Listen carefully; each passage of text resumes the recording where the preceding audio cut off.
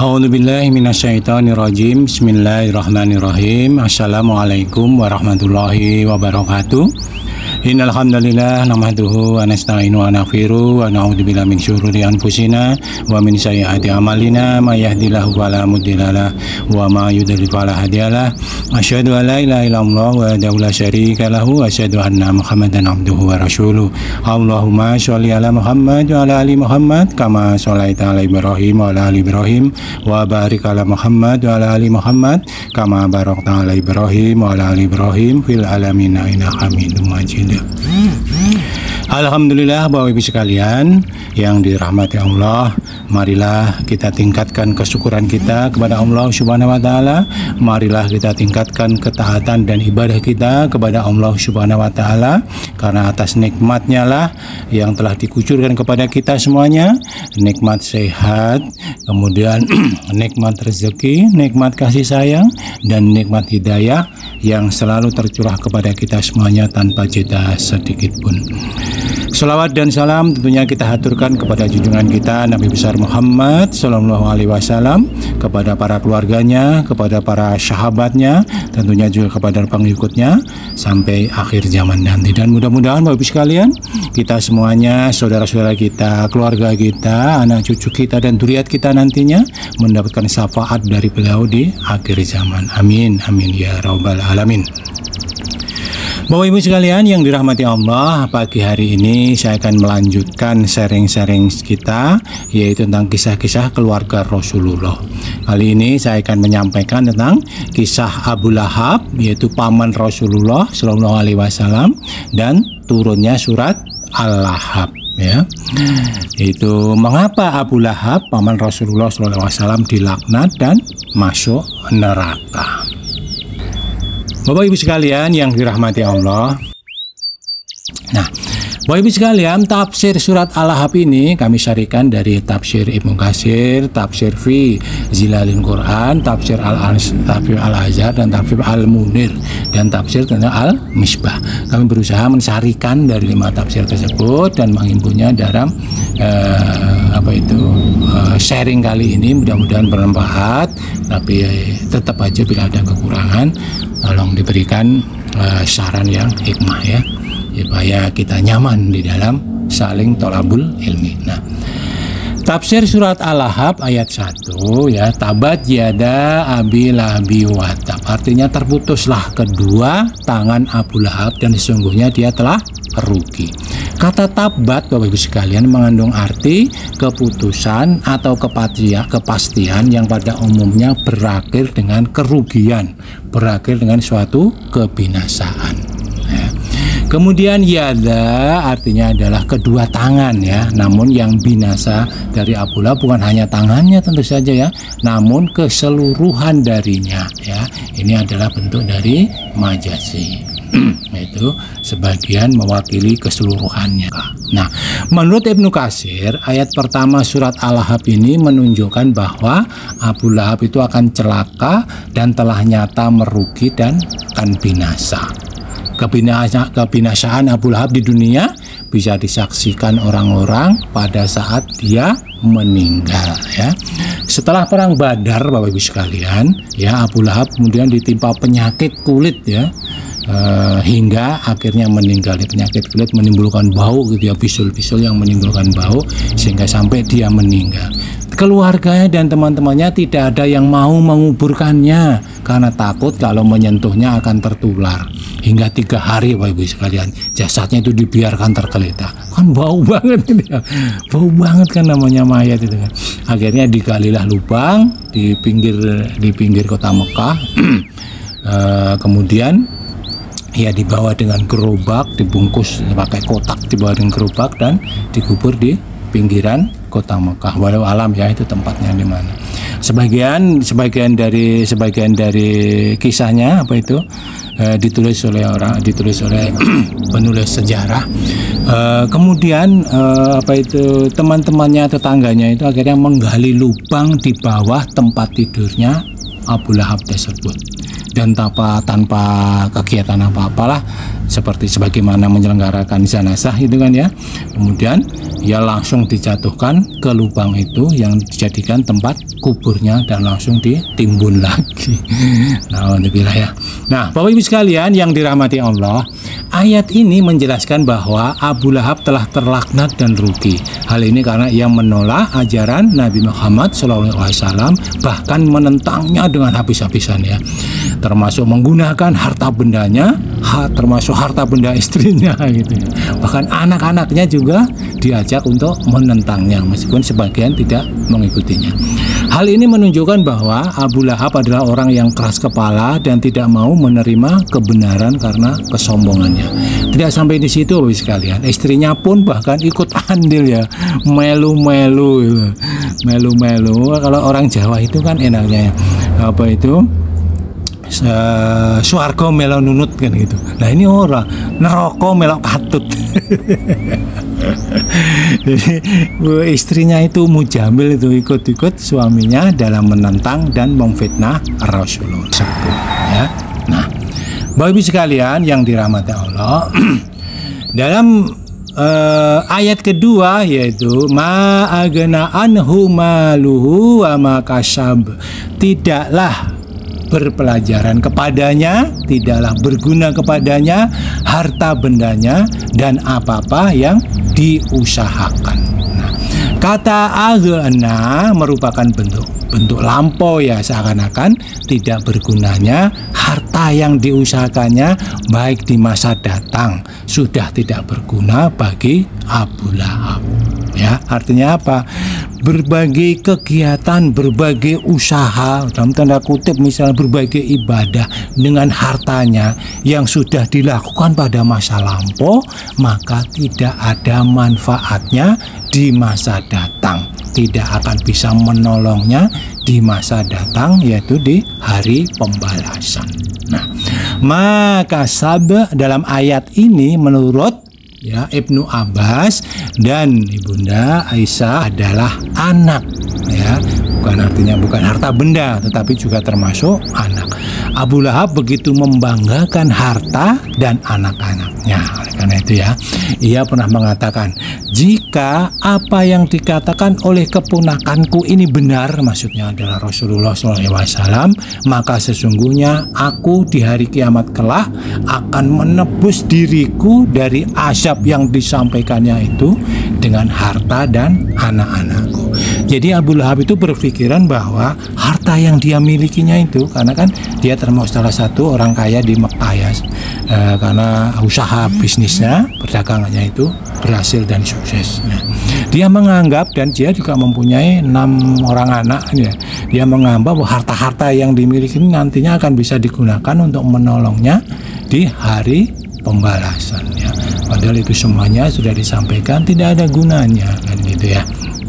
Nah, Abu Lahab begitu membanggakan dirinya terhadap harta dan anak-anak yang dimilikinya itu. Nah, apa yang dikatakan oleh Abu Lahab tersebut sebenarnya hanyalah angan-angan saja, ngoyoworo katanya. Ya, harta dan anak-anaknya serta apapun yang dia usahakan setelah turunnya ayat ini sama sekali tidak bermanfaat baginya, sama sekali tidak akan bisa menyelamatkannya dari kebinasaan di yaumil akhir. Nah, dalam hal ini berkemungkinan mempunyai makna istifham atau suatu pertanyaan yang berarti manfaat apa yang ia dapatkan dari hartanya dan apa yang dia usahakan. Jawabnya adalah tentu tidak ada sama sekali, atau bermakna naif, suatu penolakan. Berarti maknanya apa? Tidaklah bermanfaat kepadanya harta bendanya dan apa yang ia usahakan. Kedua makna tersebut saling berkaitan habis sekalian ya, yaitu bahwa harta dan apa yang dia usahakan tidak bermanfaat sedikit pun untuknya, tidak bermanfaat jika tidak dapat menyelamatkan pemiliknya dari api neraka. Oleh karena itu, Bapak sekalian, Allah Subhanahu wa taala berfirman, ma'agana anhu maluhu, yakni hartanya tidak dapat menyelamatkannya dari siksa Allah Subhanahu wa taala. Dan Allah pun berfirman, wa ma kasab, dikatakan maknanya adalah anak tadi ya, yang disampaikan oleh Bunda Siti Aisyah, yakni tidak bermanfaat baginya harta dan anak-anaknya ya. Di dalam ayat ketiga, saya selana rawdata lahab, kelak dia akan masuk ke dalam api neraka yang bergejolak. Kata lahab ini artinya kobaran api yang menyala-nyala, yang sudah tidak memiliki asap lagi. Apinya gede banget ya, dan dengan itulah nanti Abu Lahab akan diazab. Ayat ini Bapak Ibu sekalian menjelaskan kebinasaan yang akan dialami Abu Lahab di akhirat kelak, bahwa dia akan dimasukkan ke dalam neraka yang apinya menurut Ibnu Katsir menyala-nyala dengan hebatnya dan akan segera membakar. Insya Allah ya, menakutkan sekali. Allah Subhanahu wa Ta'ala mengancamnya dalam waktu dekat dia akan masuk ke dalam api yang bergejolak itu karena kemewahan dunia yang dia lakukan, kesombongan yang dia lakukan, dan selalu menghambat, selalu menjadi musuh agama kepada Rasulullah SAW.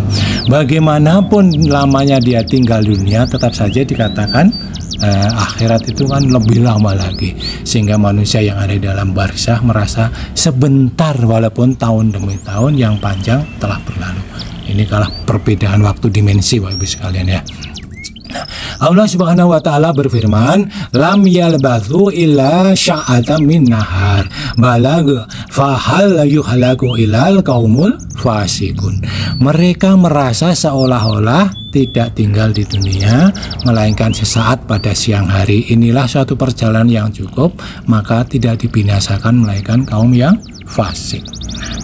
Di dalam ayat keempat, wamro'atu hamalatal hatob, dan begitu pula istrinya. Jadi bukan saja Abu Lahabnya, termasuk istrinya yang suka membawa kayu bakar. Nah, istri Abu Lahab Ummu Jamil ini Bapak Ibu sekalian ya, nama aslinya adalah Arwah ya, kita tahu ya, Arwah binti Harb bin Umayyah, saudara perempuan dari Abu Sufyan bin Harb ya. Seperti suaminya, seperti Abu Lahab, Ummu Jamil juga sangat benci, sangat kencang sekali ya dalam menyakiti Rasulullah dan menentang risalah yang dibawa oleh Rasulullah SAW. Ia disebut dalam Al-Quran sebagai hamalatal hatob ya, yang artinya adalah pembawa kayu bakar. Ia pernah meletakkan ranting-ranting berduri di jalan atau di depan rumah yang dilalui Rasulullah SAW ya, agar apa? Agar Rasulullah tidak bisa keluar dari rumah dan tidak berdakwah kan gitu ya. Dia sering melakukan itu ya. Alhamdulillah. Kalimat hamalatal hatob juga berarti bahwa dia adalah pembawa isu, penyebar fitnah gitu ya. Ummu Jamil itu suka mengejek Rasulullah sebagai seorang yang fakir ya, kemudian disampaikan kepada orang-orang dia sebagai penyebar fitnah itu ya, bahwa dia pembohong, dia pendusta, bahkan dia adalah orang gila ya. Padahal Bapak Ibu sekalian, dia adalah sebenarnya Ummu Jamil itu adalah wanita yang terhormat di kalangan suku Quraisy. Namun kehormatan tersebut tidak bermanfaat lagi untuknya karena dia ikut membantu suaminya dalam permusuhan dan dosa serta tetap di dalam kekafiran. Allah Subhanahu wa Ta'ala berfirman kan, hamalatal hatob, yaitu pembawa kayu bakar. Ini bisa dibaca nasab atau fatoh atau rofa atau doma. Adapun jika dibaca nasab maka menunjukkan keadaan istrinya, yaitu keadaan istrinya yang suka membawa kayu bakar, suka membawa kayu berduri atau mansubah dengan arti dan suka mencela, karena naat yang terputus boleh dinasabkan dengan maksud pencelaan. Artinya apa Bapak Ibu sekalian? Aku mencela si pembawa kayu bakar. Adapun jika dibaca rafa menunjukkan sifat si wanita tersebut, yaitu Ummu Jamil itu hamalah, yaitu bentuk mubalaghah. Artinya banyak membawa. Disebutkan bahwa ia membawa kayu yang berduri. Kemudian ia semak, kayu-kayu semak-semak lah itu ya, yang ia letakkan di jalan atau di depan rumah yang biasa dilalui Rasulullah SAW untuk menyakitin Rasulullah dan menghadang agar Rasulullah tidak bisa berdakwah.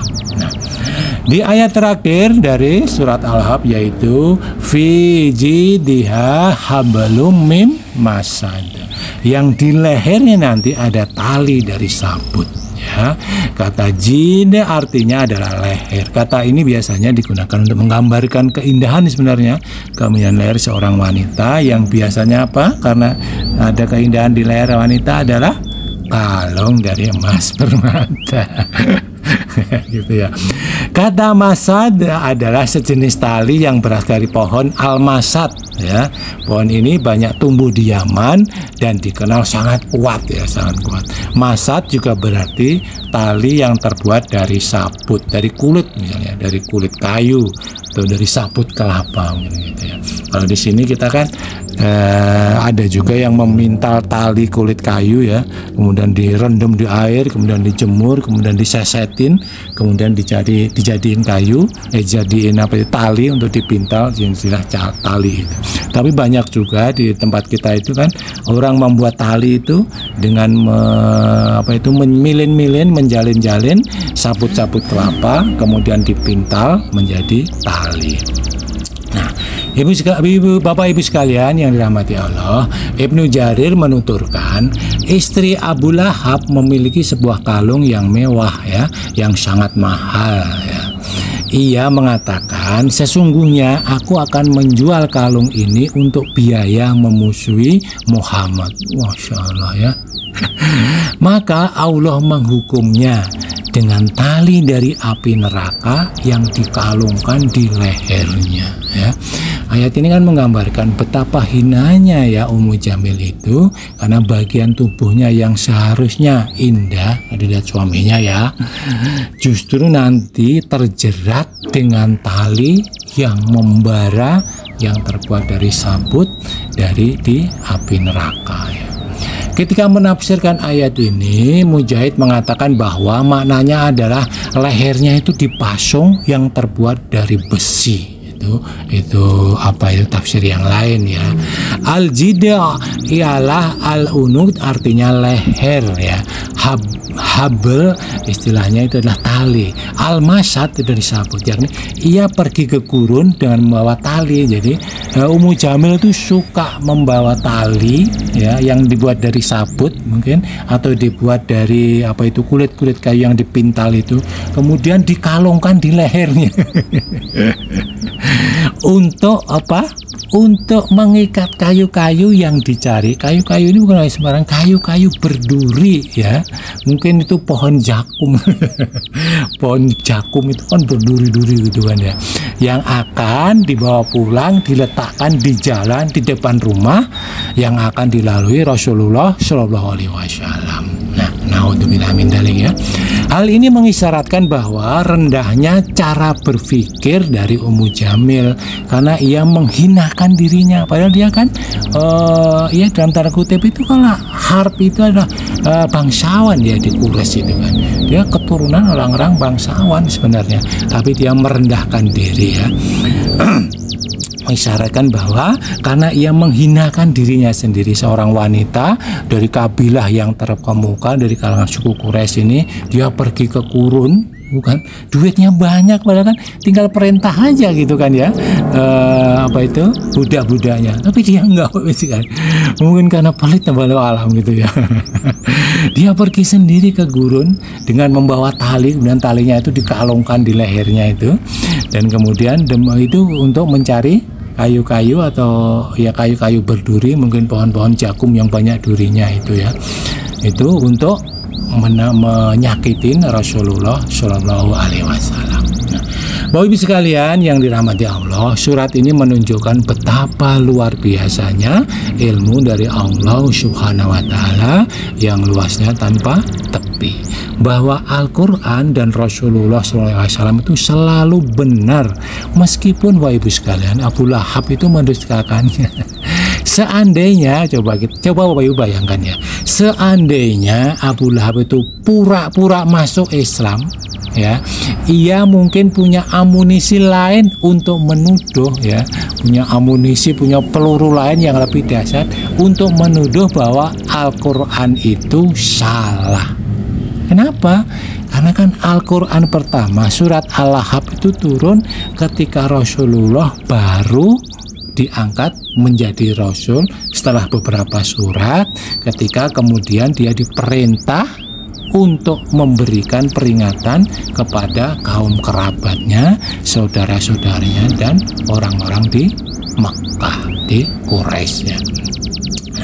Kemudian Abu Lahab itu kan meninggal jauh ya, meninggal setelah dia perang Badar. Nah ini kan ada rentang jeda waktu, kira-kira mungkin ya 15 tahunan lah begitu. Nah coba kalau itu Allah menetapkan dalam firman-Nya, mohon maaf ini ya, ini gambaran yang supaya kita mudah menganggapnya, supaya kita mudah memahaminya lah gitu. Itu Abu Lahab sudah ditetapkan dia sebagai seorang kafir, seorang musyrik yang akan diadab nanti di neraka. Itu sudah ditetapkan Bapak Ibu sekalian. Itu Abu Lahab masih hidup. Dia masih hidup memusuhi Rasulullah selama 15 tahun. Nah, coba Bapak Ibu sekalian, kalau tiba-tiba Abu Lahab itu masuk Islam, kan Al-Quran ini salah total. Dia sudah menjustis seseorang menjadi kafir, tapi ternyata Abu Lahab tidak jadi kafir, dia masuk Islam. Tapi qadarullah Bapak Ibu sekalian, itulah ilmu Allah yang sangat luas, yang tahu sebelumnya, yang tahu yang saat ini terjadi, yang tahu yang akan datang, yang tidak bertepi. Namun ternyata akhirnya Bapak Ibu sekalian, Abu Lahab benar-benar tidak pernah masuk Islam dan terus menentang Rasulullah sampai binasa seperti yang tertera dalam surat Al-Lahab tersebut. Nah, Syekh Wahbah